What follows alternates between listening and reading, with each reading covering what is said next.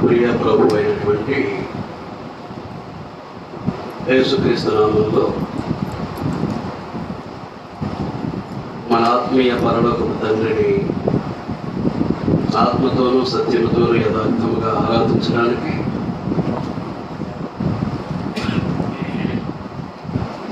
ఆయన చెప్పినటువంటి ప్రతి మాటను అనుసరించి జీవిస్తూ మనకి లోకం శాశ్వతం కాదు గనుక, మనకు నిలువరమైనటువంటి పట్టణం ఈ భూమి మీద లేదు గనుక, పరలోకమే మన యొక్క శాశ్వత నివాసం కనుక ఆ పరలోకానికి జీవితాన్ని సిద్ధపరచుకోవడానికి దేవాశక్తితో మహాదేవుని యొక్క పాద సన్నిధికి విచ్చేసిన మీ అందరికీ పేరు పేరున నా హృదయపూర్వక వందనాలు చెల్లిస్తూ ఉన్నానండి. ఇప్పుడు సోదరులు వాక్య భాగాన్ని చదివి వినిపించారు. మీరు గమనించారో లేదో? దయచేసి మాస్కులు ఉన్న వాళ్ళందరూ మాస్కులు ధరించండి. స్తుతి కార్యక్రమం అయ్యింది కనుక ఇక మీకు నోటితోటి పని లేదు కనుక మాస్కులు ఉన్నటువంటి వారందరూ దయచేసి మాస్కులు ధరించాలని కోరుతూ ఉన్నాను.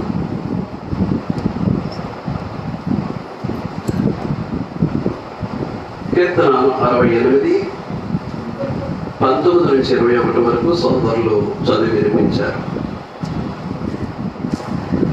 ప్రభువు స్తుతి నందునుగాక, ప్రభువు స్తుతి నందునుగాక. అనుదినము ఆయన మా భారము భరించుచున్నాడు. అనుదినము కూడా దేవాది దేవుడు ఏం చేస్తూ ఉన్నాడు? మన భారాన్ని భరిస్తూ ఉన్నాడు. మీరు గమనిస్తూ ఉన్నారో లేదో? ఒక రోజు గడిచింది క్షేమంగా సురక్షితంగా మన జీవితంలో అని అంటే ఎవరు అన్నమాట? దేవుని బట్టి. ఆయన సర్వశక్తిమంతుడు, సమస్తమును నెరవేర్చగల సమర్థుడు. ఆయనకు అసాధ్యమైనది ఏది లేదు. అలాంటి పరిస్థితుల్లో దేవుని విషయంలో మనం ఎలా ఉండాలి అనేటటువంటిది మనం గమనించుకోవాల్సినటువంటి అవసరత మన మీద ఉంది. మన బ్రతుకులో ఒక పగలు ఒక రాత్రి గడిచింది అని అంటే ఆ పగలు రాత్రి సురక్షితంగా మన జీవితంలో ముందుకు వెళ్ళిపోవడానికి దేవుని యొక్క కాపుదల. ఆయన మన భారాన్ని ఏం చేస్తూ ఉన్నాడు? భరిస్తూ ఉన్నాడు. దేవుడే మాకు రక్షణ అయి ఉన్నాడు. మనకి రక్షణ ఎవరండి?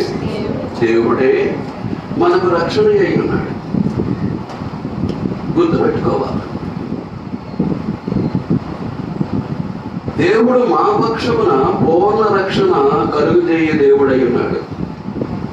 దేవుడే మాకు రక్షణ అయి ఉన్నాడు. దాన్ని కొనసాగిస్తూ ఏమంటాడు కీర్తనకారుడు? దేవుడు మా పక్షమున పూర్ణ రక్షణ కలుగు చేయు దేవుడై ఉన్నాడు. అది దావీదు యొక్క జీవితానుభవం. మరి అది మన జీవితానుభవానికి వస్తుందో లేదో?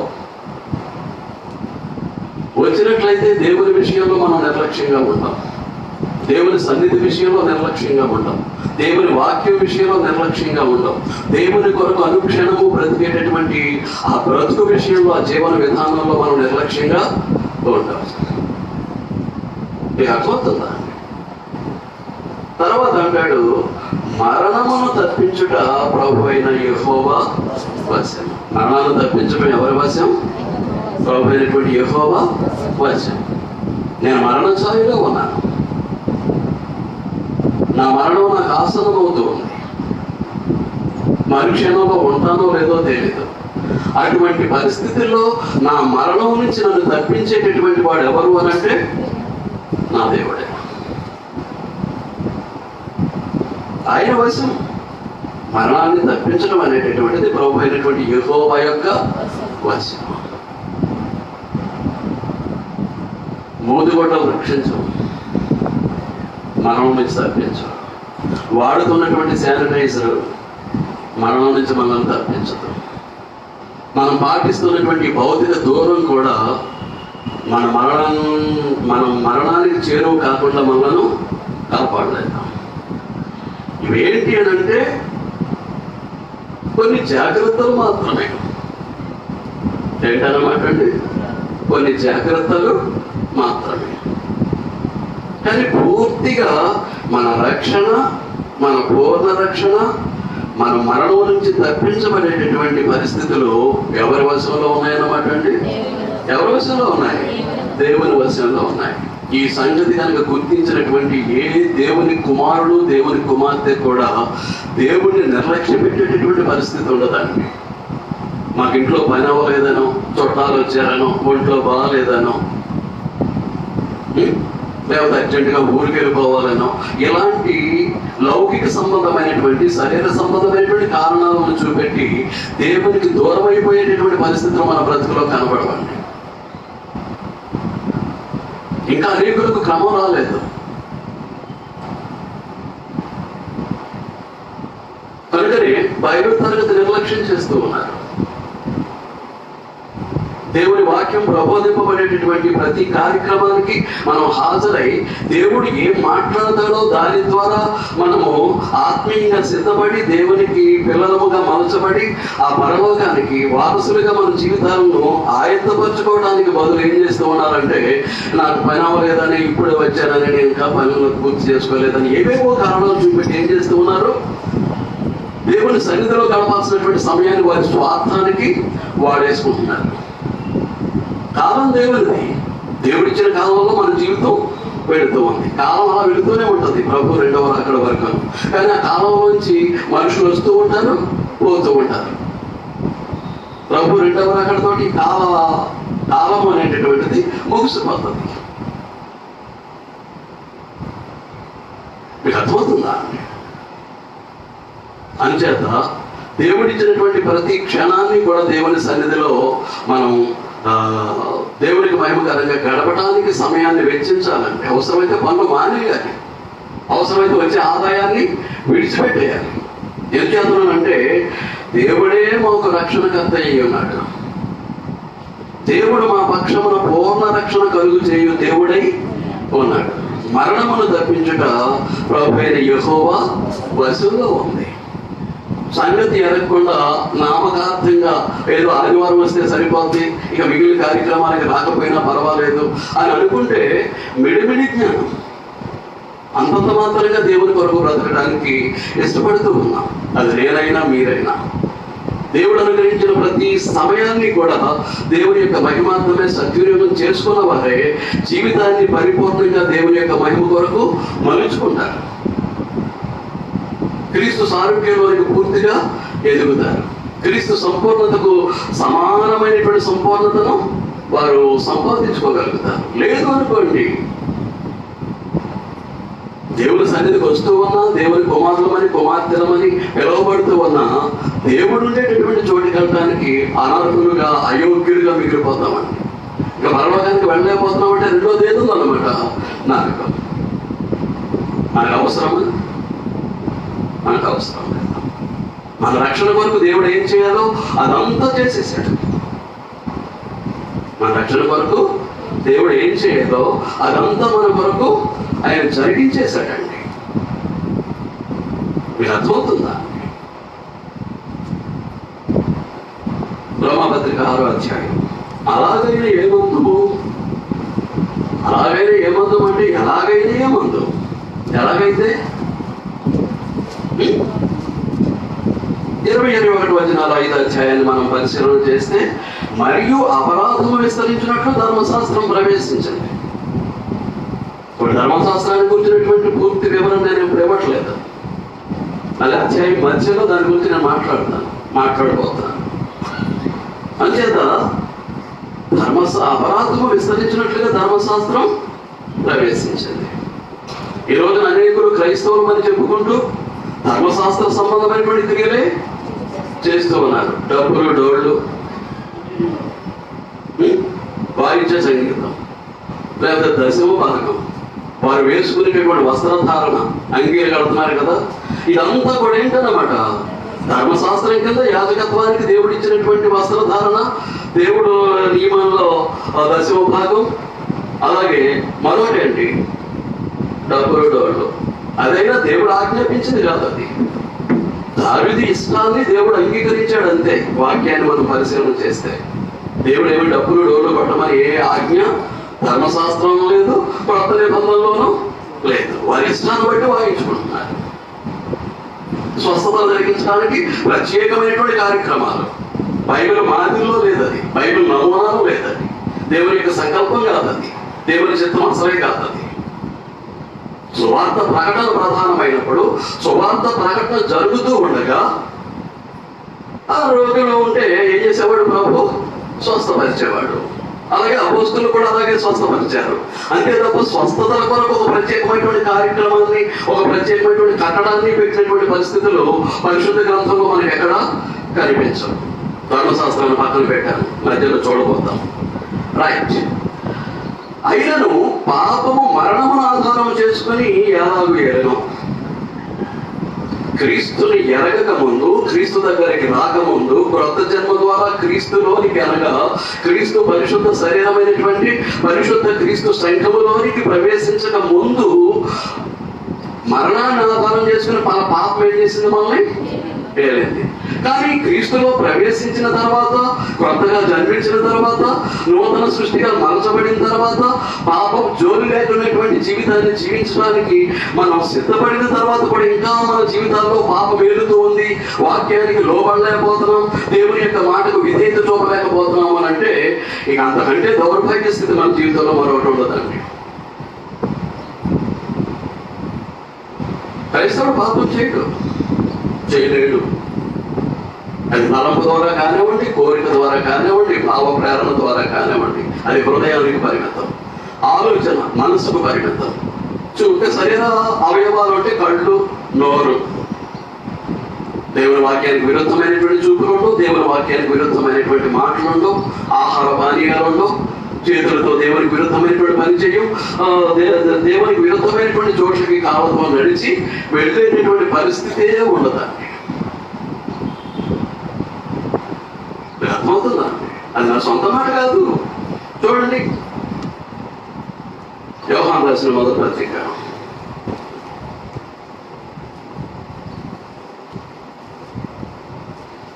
3:6. ఆయన యందు నిలిచి ఉండేవాడు ఎవడనో పాపము చేయడు. ఎవరి యందు? క్రీస్తునందు. అంటే క్రీస్తు యొక్క పరిశుద్ధ శరీరమునందు. క్రీస్తు యొక్క పరిశుద్ధ శరీరము అంటే క్రీస్తు యొక్క పరిశుద్ధ సంఘము, క్రీస్తు సంఘము. కనుక ఆయన యందు అని అంటే అది అర్థం. మన కొత్త నిబంధనలో క్రీస్తునందు, క్రీస్తు అనేటువంటి పదాలు మనకు కనిపిస్తూ ఉంటాయి. క్రీస్తునందు అన్నా, క్రీస్తులో అన్నా అది క్రీస్తు సంఘాన్ని సూచించేటటువంటి మాట. క్రీస్తు శరీరం ఎంత పరిశుద్ధమైనదో, క్రీస్తు శరీరమైనటువంటి క్రీస్తు సంఘంలో ఉన్నటువంటి నేను కూడా అంతే పరిశుద్ధంగా నేను జీవించాలి.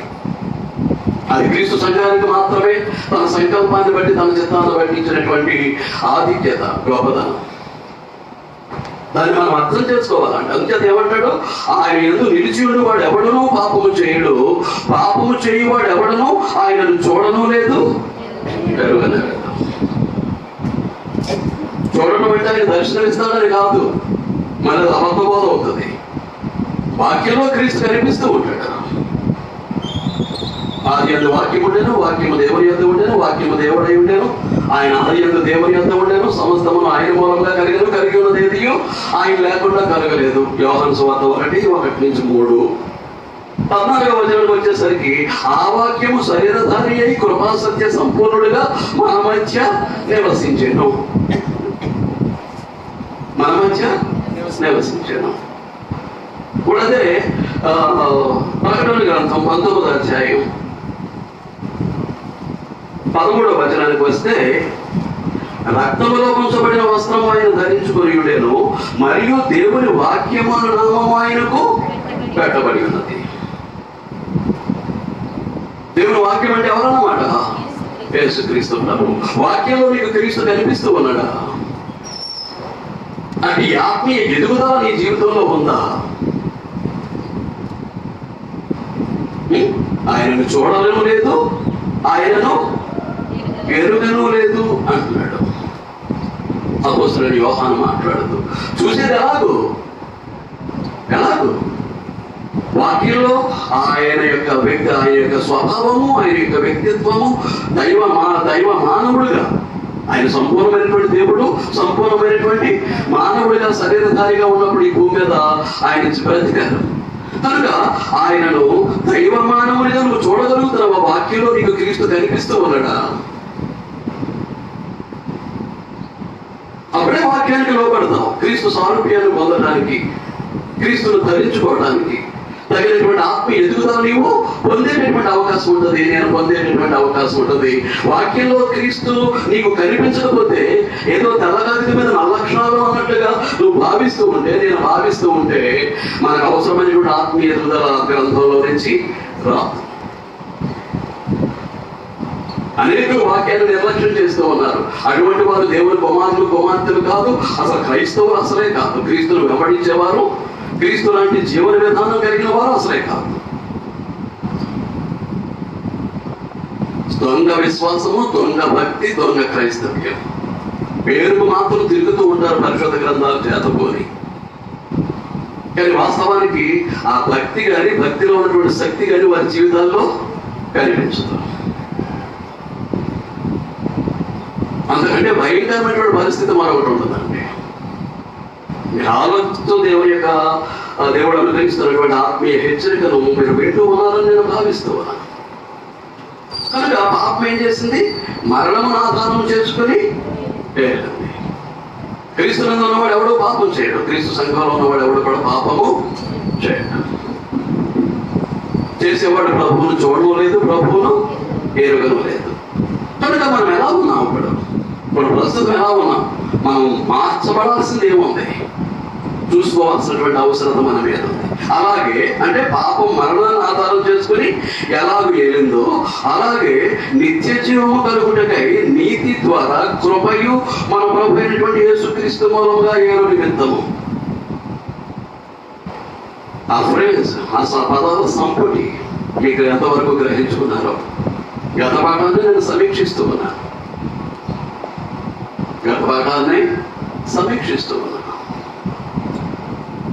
పాపం మరణాన్ని ఆధారం చేసుకుని ఎలాగైతే వెళ్ళిందో మనం క్రీస్తులోని కనుక క్రీస్తు సంఘంలో ప్రవేశించిన తర్వాత నిత్య జీవము కలగడానికి మనకేం కలగాలండి? నిత్య జీవం కలగాలి. నిత్య జీవం అనేటటువంటిది దైవ లక్షణం అని పోయిన వారమే చెప్పడం జరిగింది. Eternal life is the characteristic of the silent feature of the Almighty God. సర్వశక్తిమంతుడైనటువంటి దేవుడి యొక్క లక్షణం అది. ఏది? నిత్య జీవం. మీకు అర్థమవుతుందా? నిత్య జీవం కలగాలి. మనం అనుభవిస్తున్నటువంటి ఈ భక్తిని బట్టి, ఈ విశ్వాసాన్ని, జీవితాన్ని బట్టి మనకేం కలగాలి? నిత్య జీవం మనం పొందాలి. నిత్య జీవం అంటే ఏంటి? నిత్యము జీవించుండేటటువంటి పరిస్థితి. దేవుని పోలికలో సృష్టించినటువంటి దేవుడు మానవునికి మరణాన్ని పెట్టలేదు. మరణాన్ని తన ఆజ్ఞాతిక్రమం చేత దేవుని మాట వినక తను తెచ్చుకున్నాడు. దేవుడికి దేవుడు ఆద్యంతరహితుడు, ఆది అంతములు లేనివాడు. మానవుడు కూడా ఆరంభం అంటే ఉంది కానీ, ఆది అంటే ఉంది కానీ అంతము లేదు. అంతము లేనివాడిగా దేవుడు మానవుణ్ణి సృష్టించాడు. ఈ అంతాన్ని ఎవరు తెచ్చుకున్నారు? వద్దు అన్నటువంటి పని చేయడం ద్వారా, దేవుని మాట వినకపోవడం వల్ల మానవుడు కొని తెచ్చుకున్నాడు. ఏది? మరణాన్ని. మళ్ళా మరణం నుంచి విడుదల చేయడానికి దేవుని యొక్క అనాది సంకల్పాన్ని బట్టి ఏం చేశాడు అనమాట? యేసుక్రీస్తు ప్రభు ద్వారా ఏర్పాటు జగత్ పునాదికి ముందే చేశాడు కనుక దాన్ని అమలుపరుచుకుంటూ వచ్చేశాడు. అందులో భాగమే నిత్య జీవము కలుగుటకై. నిత్య జీవం కలగాలంటే ఏం కావాలి? మనకు నీతి కావాలి. అబ్రహాము దేవుడు నమ్మాడు, అతనికి నీతిగా ఎంచబడింది. నమ్మాడు అంటే నమ్మకం, నేను నమ్మాను అంటే సరిపోదు. క్రియలేని విశ్వాసం మరొకం. క్రియలేనటువంటి విశ్వాసము మరొకం. విశ్వాసం ఉన్నది అంటే దానికి ఏముంటుంది అన్నమాట? దానికి సంబంధించినటువంటి క్రియలు ఉన్నాయి. క్రియలు లేవు అంటే అది ఒంటిగా ఉండి మృతమైంది అవుతుంది. అబ్రహాము తన క్రియల ద్వారా నీతిమంతునిగా ఎంచబడ్డాడు. విశ్వాసం ఉంది, దానికి తగినటువంటి క్రియలు ఉన్నాయి.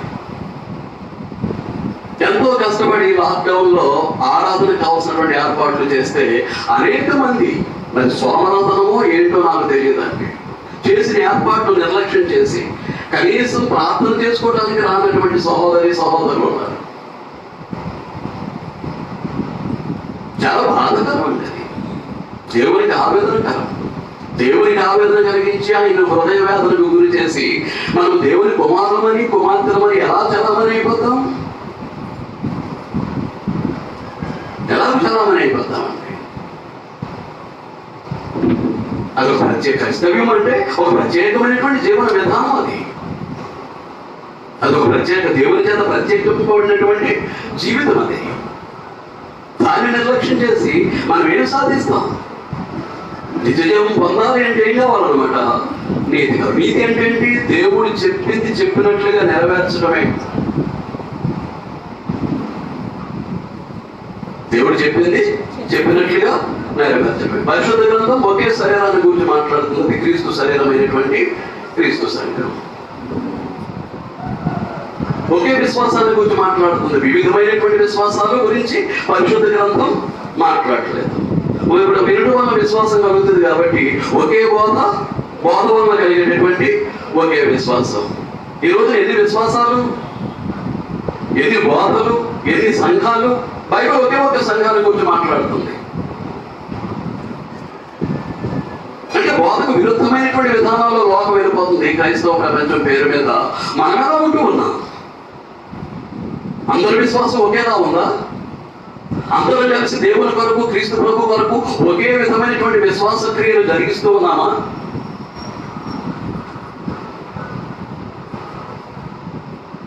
ఆలోచన చేయాలి. క్రీస్తు ప్రభు శరీరమైనటువంటి క్రీస్తు సంఘంలో మన భక్తి విశ్వాసాలతో కూడినటువంటి మన ఉనికి ఏ విధంగా కొనసాగుతుంది? కనుక నీతి కావాలి. నేను చెప్పాను కదా, ద్వితీయోపదేశకాండం 6:29 అసలు నీతి ఎలా కలుగుతుందో చెప్పేశారు. మీరు ఇంటికి వెళ్ళిన తర్వాత చూసుకోవచ్చు, చదవట్లేదు. కానీ ఎప్పుడైతే మనం నీతిమంతులం అయ్యామో, మన విశ్వాసాన్ని బట్టి మనకు నీతి ఆపాదించబడిందో, అప్పుడు ఏం జరుగుతుంది అన్నమాట? ఆయన కృపను బట్టి ఉచితంగా నీతిమంతులను తీర్చేస్తున్నాడు, ఉచితంగా. కాబట్టి ఈ నీతి ఎప్పుడైతే మనం కలిగి ఉన్నామో అప్పుడు ఏం జరుగుతుంది అన్నమాట? ఆయన కృపకు పాత్రులమయ్యే భాగ్యం దొరుకుతుంది. ఆ కృప ఏం చేయాలన్నమాట అంటే మనల్ని ఏలాలి. అక్కడ పాపం మరణాన్ని ఆధారం చేసుకుని పాపిని ఏలింది. ఇప్పుడు పాపం నుంచి విడుదల పొంది క్రీస్తు యొక్క పరిశుద్ధమైనటువంటి శరీరమైనటువంటి పరిశుద్ధ క్రీస్తు సంఘంలో ప్రవేశించినటువంటి మనము ఎలా ఉండాలన్నమాట? ఎలా ఉండాలి? కృప చేత పరిపాలింపబడాలి. కృప చేత పరిపాలింపబడాలి. కృప మనలను ఏలాలి. అది ఎవరి మూలంగా? ప్రభు అయినటువంటి యేసుక్రీస్తు మూలముగా ఏలు నిమిత్తము. అంటే యేసుక్రీస్తు యొక్క అధికారానికి లోబడినటువంటి దేవుని కుమారులు కుమార్తెలు అయినటువంటి వారు దేవుని యొక్క కృపకు పాత్రులవుతారు. తీతు పత్రిక 3:5 పోయిన వారం నేను మాట్లాడటం జరిగింది. మనం నీతితో చేసినటువంటి క్రియల మూలముగా కాక ఆయన కనికర్మ చొప్పుననే పునర్జన్మ సంబంధమైనటువంటి స్నానము ద్వారాను పరిశుద్ధాత్మ మనకు నూతన స్వభావం అనుగ్రహించడం ద్వారాను మనల్ని రక్షించను. అర్థమవుతుందా? మన నీతిని కూర్చిన నీతి మూలముగా చేసేటటువంటి క్రియలను బట్టి కాదట. అది ఎలాగో ఆయన కనికరము చొప్పున నీ విశ్వాసానికి తగినటువంటి కనీసం సంఘముగా కూడుకునే సమయము మనకు ఆసనమైంది అని అంటే హాజరవడం విశ్వాస క్రియ.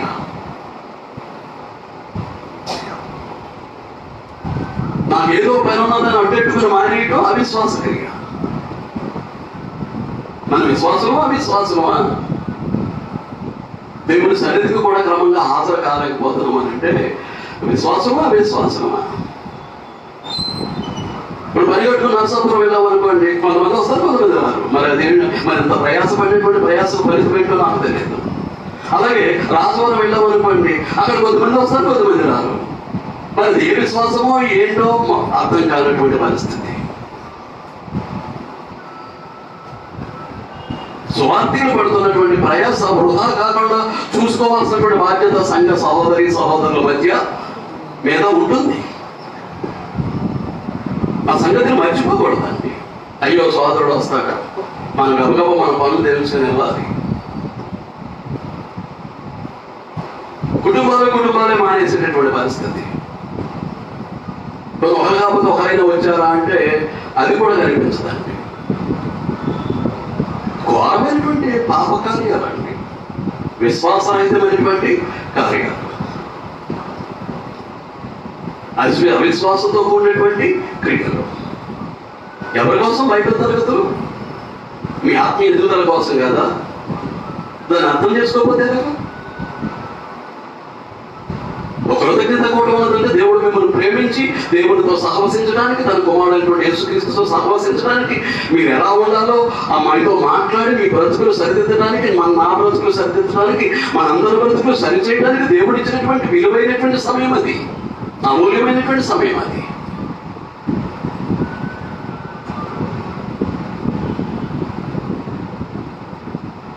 బాప్తిస్మాలు పొంది అనేక సంవత్సరాలు గడిచిపోయినా కానీ ఇంకా జ్ఞానోదయం కాకపోతే దానికి ఎవరేం చేస్తారు?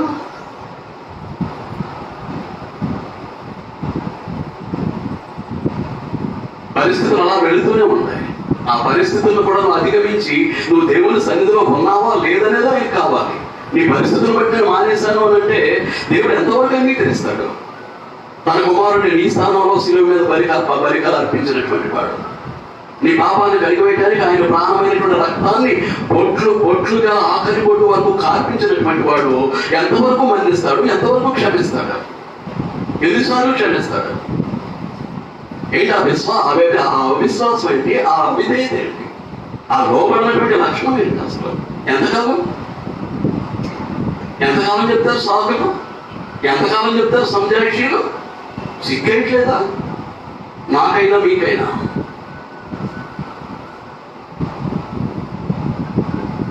బ్రతుకులు మార్చుకోవాల్సినటువంటి అవసరం ఉంది. బ్రతుకులు సరిదిద్దుకోవాల్సినటువంటి అవసరం ఉంది. దేవుని కంటే, దేవుని యొక్క సన్నిధి కంటే ఏది గొప్ప అనుకుంటున్నావు? దేవుడిచ్చే జ్ఞానాన్ని కంటే. ఏమంటే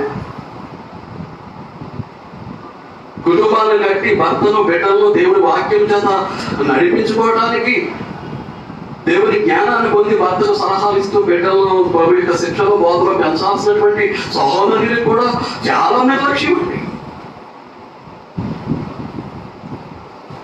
వాక్యాన్ని నేర్చుకోకపోతే దేవుడు అప్పగించిన బాధ్యతలు ఎంతవరకు నెరవేరుస్తారు?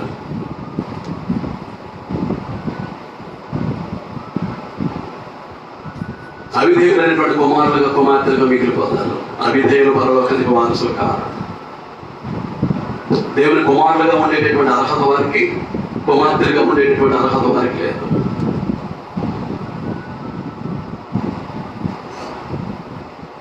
ఇప్పుడే వచ్చాం, వండుకొని వండుకోవడానికి ఆ దేవుని సన్నిధిని ఎక్కువ చేయడం కాదు. మళ్ళీ వచ్చాక వండుకుందాం, కాస్త లేట్ అయితే అవుతుంది. ఈ పూట భోజనం కాస్త లేట్ అవుతుంది.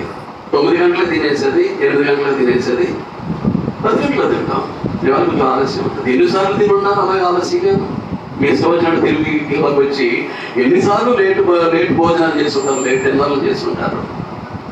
ఇప్పుడు దేవుని కొరకు కాస్త గంట లేట్ అయితే భోజనం ఇబ్బందా? ఇప్పుడే వచ్చామండి కాబట్టి బైబిల్ క్లాసులో దేవుని యొక్క సన్నిధి, దేవుని యొక్క ఆశీర్వాదం, దేవుని యొక్క వాక్యము ఎంత నిర్లక్ష్యం అయిపోతుందో చూడండి. దేవభక్తులు చెప్పుకుంటా.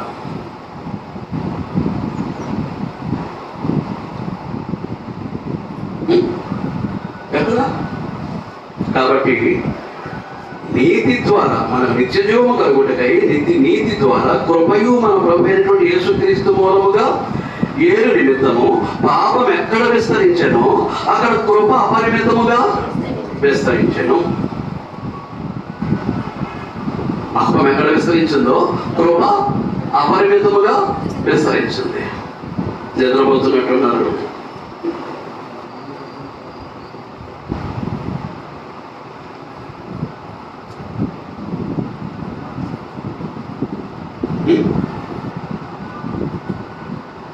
అటువంటి పరిస్థితికి కారణాలు ఏంటి అని అంటే, ఆ వాక్యాన్ని జీవితంలో నెరవేర్చడం ఇష్టం లేనప్పుడు ఏంటంటే,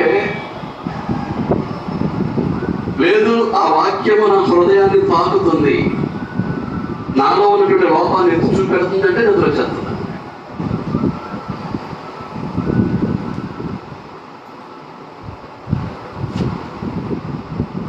నిజమా? అది వినడం ఇష్టం లేదు, బ్రతుకులు సరిదిద్దుకోవడం ఇష్టం లేదు, కాబట్టి ఆటోమేటిక్గా నిద్ర వచ్చేస్తుంది.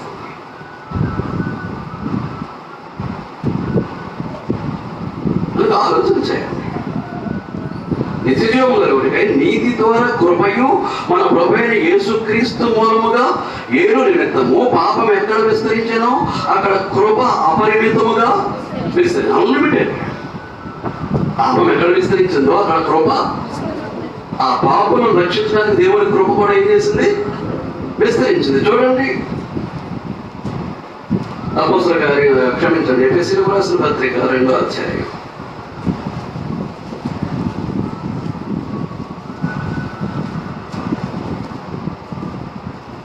ఎఫెసీయులకు రాసిన పత్రిక 2వ అధ్యాయం 8వ వచనం. మీరు విశ్వాసము ద్వారా కృపచేతనే రక్షింపబడి ఉన్నారు. ఎలా రక్షింపబడ్డారు? విశ్వాసం మూలం, విశ్వాసము ద్వారా. చెప్పాను కదా, విశ్వాస జీవితాన్ని దాని క్రియలతో మనం కొనసాగిస్తూ ఉంటే మనకు నీతి ఆపాదింపబడుతుంది. నీతి ఆపాదింపబడినటువంటి మనం ఉచితముగా నీతిమంతులుగా తీరుస్తున్నాడు. నమ్మవారు ఆయన కృప చేతనే ఉచితముగా నీతిమంతులని తీర్చబడుతున్నారు. రోమపత్రిక 3వ అధ్యాయం 24వ వచనం. ఉచితంగా నీతిమంతులను తీర్చబడుతున్నాడు. నీతి లేకపోయినా నీతిమంతులు అని దేవుడు పిలుస్తున్నాడు. మీకు అర్థమవుతుందా? విశ్వాసము ద్వారా కృప చేతనే నీతిమంతులు ఎప్పుడైతే అయ్యామో పూర్ణమైనటువంటి కృప మన జీవితాలకు తోడై ఉన్నది, ఆపాదింపబడుతుంది, అనుగ్రహించబడుతుంది. మీరు విశ్వాసం ద్వారా కృప చేతనే రక్షింపబడి ఉన్నారు. అది మీ వల్ల కలిగినది కాదు, దేవుని వరమే. అది మీ వల్ల కలిగింది కాదు, ఎవరి వరం? దేవుని వరం.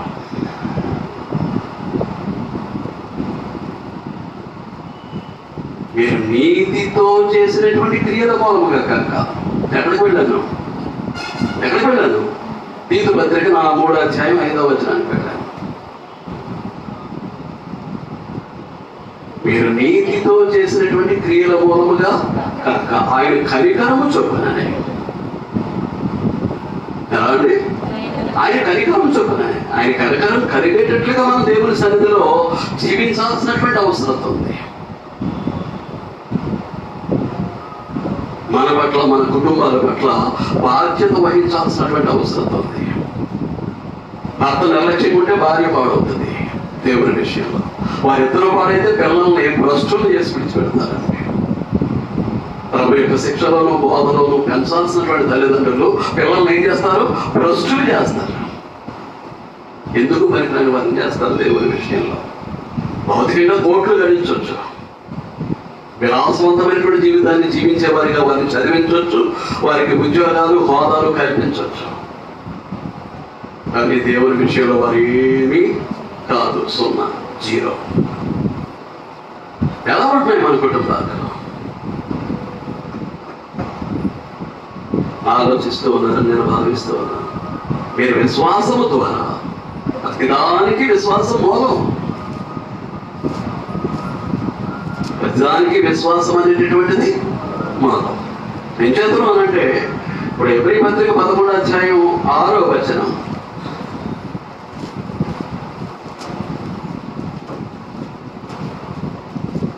ఎబ్రీ పత్రిక 11వ అధ్యాయం 6వ వచనం. విశ్వాసం లేకుండా దేవునికి ఇష్టడయుట అసాధ్యం. అంటే దేవునికి మనకి మన విశ్వాసం ఏం చేస్తూ ఉంటుంది? మధ్యవర్తిత్వం వహిస్తూ ఉంటుంది. నీ వ్యక్తిగత జీవితంలో కానీ, నీ కుటుంబ జీవన విధానంలో కానీ, నీ భర్త నీ పిల్లల విషయంలో, నీ భార్య నీ పిల్లల విషయంలో విశ్వాస జీవితాన్ని విడిచిపెట్టేటట్టుగా ఉండకూడదు. స్వార్థులు పనికిమాలినటువంటివి, సంజాయిషీలు పనికిమాలినటువంటివి. నువ్వు సమర్థించుకోవడానికి ఎన్ని స్వార్థులైనా చెప్పేస్తావు, ఎన్ని సంజాయిషీలైనా ఇచ్చేస్తావు. దేవుడు అంగీకరిస్తాడా? ఎట్టి పరిస్థితుల్లో కుటుంబాన్ని నీకు ఇచ్చాడు. నీకు ఇచ్చిన కుటుంబాన్ని నువ్వు ఎంతవరకు ఆత్మీయంగా పోషించడానికి నువ్వు సిద్ధపడుతున్నావు?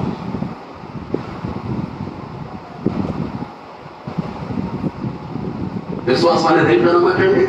It is the medium. దేవునికి మనకి మధ్యవర్తత్వం వహించేది ఏదన్నమాట? విశ్వాసం. ఎలాంటి విశ్వాసం కలిగి ఉండాలి మనం? ఆలోచన చేయండి. దేవుడు కోరుకున్నటువంటి విశ్వాసం తప్ప మన ఇష్టానుసారమైనటువంటి విశ్వాసం కాదు. లేఖనానుసారమైనటువంటి విశ్వాసం తప్ప నువ్వు అనుకున్నటువంటి విశ్వాసం కాదు. ఆలోచించాలని కోరుతూ ఉన్నాను. ఏమంటాడు? విశ్వాసం లేకుండా దేవునికి ఇష్టడేమిటి? అసాధ్యము. దేవుని యొద్దకు వచ్చేవాడు ఆయన ఉన్నాడనియు తాను వెతకు వారికి ఫలం దయచేయవాడనియు నువ్వు విశ్వసించాలి కదా, నమ్మాలి కదా. ఏ నమ్మకం లేకుండా ఇది ఒక ఆచారం సంప్రదాయమా? రావడం, వచ్చి కూర్చోవడం, పోవటం, అది క్రైస్తవ జీవిత విధానము కాదు. కనుక మనం ఎలా రక్షింపబడ్డా? విశ్వాసం ద్వారా కృప చేతనే రక్షింపబడి ఉన్నారు. అది మీ వలన కలిగినది కాదు, మీ యొక్క వరం. నేను రక్షింపబడ్డాను అంటే అదేంటన్నమాట? దేవుని వరం. అంచేతనే కృపే ప్రత్యక్షమై మనతో మాట్లాడుతూ ఉంది. చూడండి, తీతు పత్రిక 2వ అధ్యాయం. కృప మనకు ప్రత్యక్షమై దేవుని కృపకు పాత్రులైనటువంటి దేవుని కుమారులతోనూ కుమార్తెలతోనూ ఏం చేస్తుంది? కృప మాట్లాడుతుంది. చూడండి 11వ వచనం నుంచి. తీతుకు రాసిన పత్రిక 2వ అధ్యాయం 11వ వచనం నుంచి. ఎలాగనగా సమస్త మనుష్యులకు రక్షణకరమైనటువంటి దేవుని కృప ప్రత్యక్షమై మనం ఎలా రక్షింపబడ్డాం? విశ్వాసము ద్వారా కృప చేతనే మీరు రక్షింపబడి. ఇక్కడ ఏమంటాడు? సమస్త మనుషులకు రక్షణకరమైనటువంటి దేవుని కృప ప్రత్యక్షమై. Without grace there is no salvation. నీకు కృపతో లేదు, కృపకు పాత్రలో కాదు, కృప లేదు. కళ్ళు తెరవాలండి.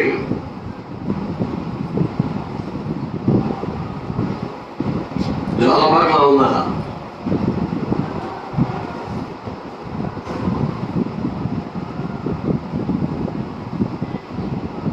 సమస్త మనుషులకు రక్షణకరమైన దేవుని కృప ప్రత్యక్షమై మనము భక్తిహీనతను, ఇహలోక సంబంధమైన దురాశలను విసర్జించి శుభప్రదమైన నిరీక్షణ నిమిత్తము, అనగా మహాదేవుడును మన రక్షకుడునైన యేసుక్రీస్తు మహిమ యొక్క ప్రత్యక్షత కొరకు ఎదురు చూచుచు ఈ లోకములో స్వస్థ బుద్ధితోనూ నీతితోనూ భక్తితోనూ బ్రతుకు చూడవాలని మనకు ఏది బోధిస్తుంది? దేవుని కృప. నీవు కృపకు పాత్రుడు అయితే, నీవు కృపకు పాత్రురాలు అయితే దేవుని కృప నీతో మాట్లాడుతుంది. దాన్ని నువ్వు గ్రహించుకుంటా. కృప విషయంలో అపాత్రంగా ఉంటే కృప నీతో మాట్లాడేది లేదు, నీకు తెలీదు, ఆ అనుభవమే లేదు నీ జీవితంలో. కృప ప్రత్యక్షమై ఏం చేస్తుందో? మనుషులకు రక్షణకరమైనటువంటి దేవుని కృప ప్రత్యక్షమై ఏం చేస్తుంది? భక్తిహీనతను, ఇహలోక సంబంధమైనటువంటి దురాశలను ఏం చేయాలట? ఏం చేయాలి? విసర్జించాలి. ఏం చేయాలండి? విసర్జించాలి. విసర్జిస్తాం. We will have to bring back those matters. విసర్జించినటువంటి పదార్థాన్ని మళ్ళీ వెనక్కి తెచ్చుకుంటామా? అలా విడిచిపెట్టేయాలి. దేన్ని? భక్తిహీనతని, ఇహలోక సంబంధమైనటువంటి దురాశల్ని విసర్జించి శుభప్రదమైనటువంటి నిరీక్షణ. ఎస్, నేను ఇప్పుడు చనిపోతే పరదేశకే వెళ్తాను. శుభప్రదమైనటువంటి నిరీక్షణ. పాపులు వెళ్ళేటటువంటి పాపాలనికి నేను వెళ్ళను. శుభప్రదమైనటువంటి నిరీక్షణ. ఎస్, ఇప్పుడు ప్రభు గారికి వస్తే ప్రభుతో పాటు నేను ఖచ్చితంగా పరలోకానికే వెళతాను. నరకానికి వెళ్ళే పరిస్థితి నాకు సంభవించదు. శుభప్రదమైనటువంటి నిరీక్షణ ఉందంటారా? ఇప్పుడు సరిపోతే ఎక్కడికి వెళతానని మీరు అనుకుంటున్నారు? మీరు ఇంతవరకు జీవించే జీవిత విధానాన్ని బట్టి ఏది మీ గమ్యం అనుకుంటున్నారు? ఎవరుకుంటున్నారు? What is your goal? What is your destination in your spiritual life? ఏంటి నీ గమ్యం? ఏంటి నీ చేరబోయేటటువంటి ఆఖరి స్థలం ఏంటి?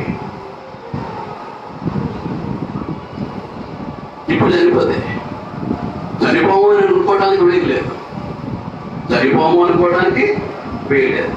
అంచేత శుభప్రదమైన నిరీక్షణ నిమిత్తం అనగా మహాదేవుడును మన రక్షకుడైనటువంటి యేసుక్రీస్తు యొక్క మహిమ, యేసు యొక్క ప్రత్యక్షత కొరకు ఎదురు చూచుచు, ప్రత్యక్షత కొరకు ఎదురు చూచుచు ఈ లోకంలో ఎలా బ్రతకాలట?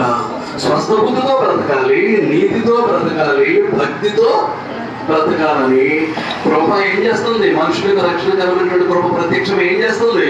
మనకి బోధిస్తూ ఉంది. గ్రంథంలో నుండి అందించబడేటటువంటి ప్రతి బోధ, ప్రతి హెచ్చరిక కూడా కృపచేత మీకు అందింపబడేటటువంటిదే. మరి లోపడుతున్నారో లేదో మీరు తెలుసుకోండి. ఏ సంఘమైనా పర్వాలేదంటే కుదరదు, గ్రంథం అలా మాట్లాడలేదు. ఒకే ఒక సంఘం, అది క్రీస్తు సంఘం, అది ఆయన కట్టుకున్నటువంటి సంఘం. ఈ బండ మీద మన సంఘములు కట్టుదని చెప్పినటువంటి క్రీస్తు కట్టుకున్నటువంటి సంఘం, అది ఆయన రక్తం పెట్టి కొనుక్కున్నటువంటి సంఘం, దేవుడు తన స్వార్థం ఇచ్చి సంపాదించిన మన సంఘం. ఆ సంఘము ఆయన పరిశుద్ధ శరీరమైనటువంటి క్రీస్తుకు వేరుగా లేవు. క్రీస్తే మనము, మనమే క్రీస్తు. ఆయన శరీరం సంఘం, ఆయన శరీరానికి ఆయన శిరస్సు. క్రీస్తుకు వేరైనటువంటి జీవితం ఎక్కడ ఉంది? నువ్వు రాకపోవడానికి, మానేయడానికి, నీ ఇష్టానుసారంగా సంఘంలో ఉంటాను అనడానికి అసలు నీకు హక్కు ఎక్కడ ఉంది? క్రీస్తు నుంచి సంఘాన్ని వేరు చేసే పరిస్థితులు ఉన్నాయా? సంఘం ఆయన శరీరం అయితే, సంఘానికి ఆయన శిరస్సు అయితే, మరి వేరు చేసే పరిస్థితులు లేనప్పుడు ఎందుకు దేవుని సన్నిధిని నిర్లక్ష్యం చేస్తున్నావు? ఎందుకు దేవుని వాక్యాన్ని నిర్లక్ష్యం చేస్తున్నావు? ఎందుకు దేవుని యొక్క ఆశీర్వాదాలను పోగొట్టుకోవడానికి నీ జీవితాన్ని సిద్ధపరచుకుంటున్నావు? ఎందుకు దేవునికి దూరం అయిపోవడానికి ఇష్టపడుతూ ఉన్నావు? ఇదంతా దేవుడు మెచ్చేటటువంటి జీవితం కాదు.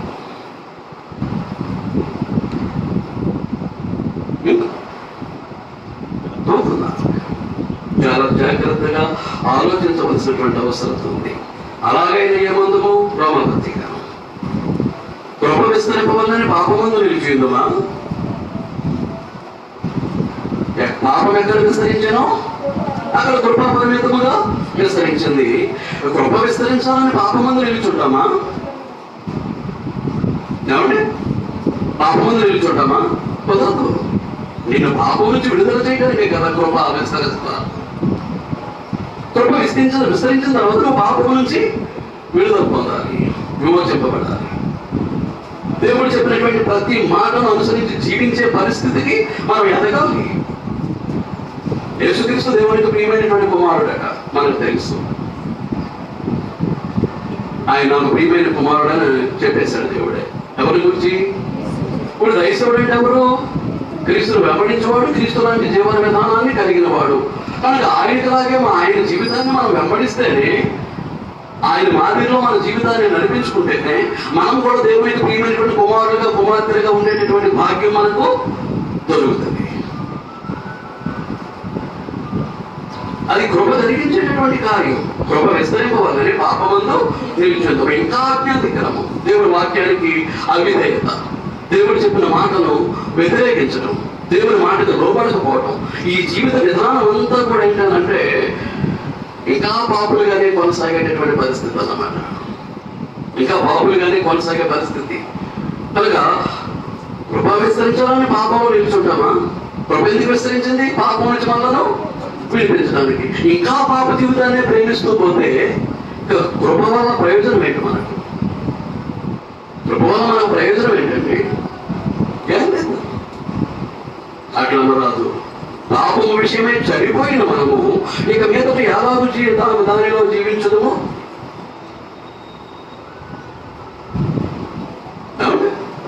ఇప్పుడు పాపము కృప విస్తరించాలని పాపమందు నిలిచేద్దామా?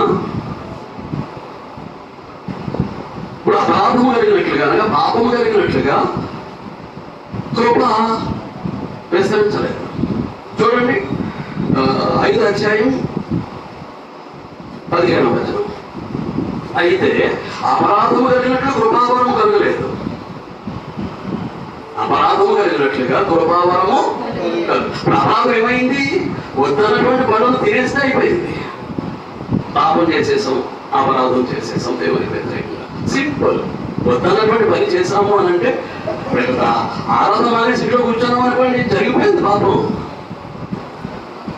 బైబిల్ తరగతి మానేసి ఇంట్లో కూర్చున్నాం అనుకోండి, జరిగిపోయింది పాపం.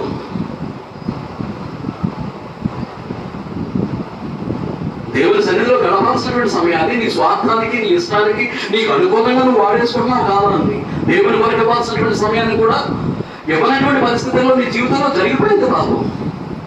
అంచేత ఏంటంటున్నాడు? అపరాధము కలిగినట్లు కృపావరము కలగలేదు. మరి ఎలా జరిగింది? ఎట్లనగా ఒకరి అపరాధము వలన అనేకులు చనిపోయింది కదా. ఆదాము యొక్క పాపాన్ని బట్టి మనం అందరం కూడా దేనికిలోనే ఉన్నాం. పాపం చేస్తున్నాం, మరణానికి లోనే ఉన్నాం. ఇప్పుడు ఆ పాపం నుంచి, మరణం నుంచి విడుదల చేసింది ఎవరు? ప్రభు అయినటువంటి యేసుక్రీస్తు. ప్రభు అయినటువంటి యేసుక్రీస్తు. ఒకరి అపరాధము అనేకులు చనిపోయాయి కదా. మరి ఎక్కువగా దేవుని కృపయు యేసుక్రీస్తును ఒక మనుష్యుని కృపచేతనైన దానమును అనేకులకు విస్తరించారు. యేసుక్రీస్తును ఒక మనుష్యుని కృపచేతనైన దానమును ఏ దానం చేశాడు ఆయన? తన ప్రాణాన్ని. సిలువలో తన యొక్క రక్తం అంతటిని, ప్రతి రక్తపోటును నీ పాపాన్ని కలగడానికి కార్చడం ద్వారా ఏం చేశాడు? రక్తం ఒక మనిషి యొక్క ప్రాణం కనుక, ఒక జీవి యొక్క ప్రాణం కనుక ఏం చేశాడు? కృపచేతనైన దానం. శిలువ శ్రమను, శిలువ రక్తము. నీ ప్రాణానికి బదులుగా ఆయన ప్రాణాన్ని శిలువలో బలిగా అర్పించటం అనేటటువంటిది ఏం చేశాడు అనమాట? కృపచేతనైనటువంటి దానం. వద్దన్నటువంటి పని చేస్తే పాపం అయిపోయింది. కానీ ఆ పాపం నుంచి విడుదల చేసేటటువంటి ఆ కార్యం ఉంది చూశారు, ఆ దానం ఉంది చూశారు, ఆయన ప్రాణదానం.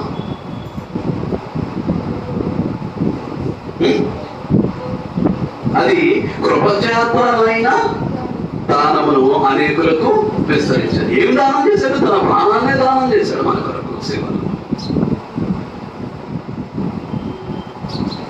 ఆఖరి రక్తపోటు కాచేంత వరకు ఆయన శిలువలో యాతన పడ్డాడు అని అంటే ఆ రక్తం ఏంటన్నమాట? ఆయన యొక్క ప్రాణం. ఇప్పుడు పాత నిబంధనలు అయితే జంతు రక్తం. జంతు రక్తం ఏం చేస్తుంది?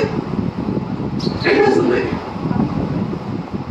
ప్రత్యమాయం అంతే.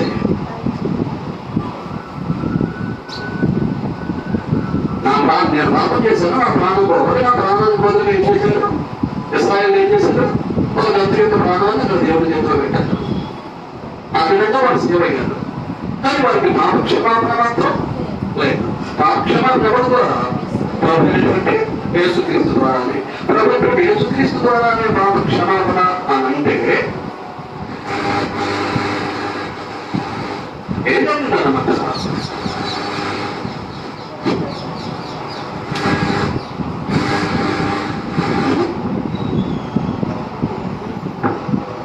ఏం జరిగిందన్నమాట? ముగించేస్తుంది.